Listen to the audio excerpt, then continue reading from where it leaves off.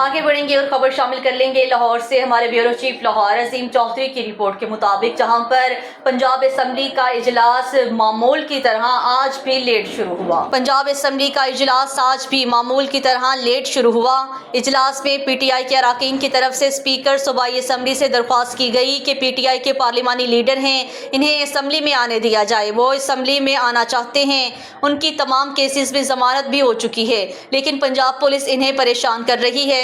Assembly पहुंचने पर गिरफ्तार करना चाहते हैं। मियां असलम इकबाल से फौरी हल्फ लिया जाए ताकि वो आज़ादाना तौर पर असम्बली में आएँ और अपनी तमाम मुश्किलात को खुद फेस करें। जवाब में स्पीकर पंजाब असम्बली ने कहा है कि मुझे पंजाब पुलिस की तरफ से ऐसे किसी अमल के बारे में कुछ इल्म नहीं।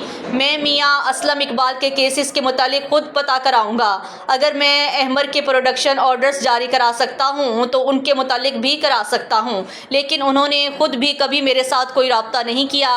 मैं बतौर स्पीकर पंजाब असम्बली तमाम अरकान के हकूक़ का तहफ़्फ़ुज़ करूँगा।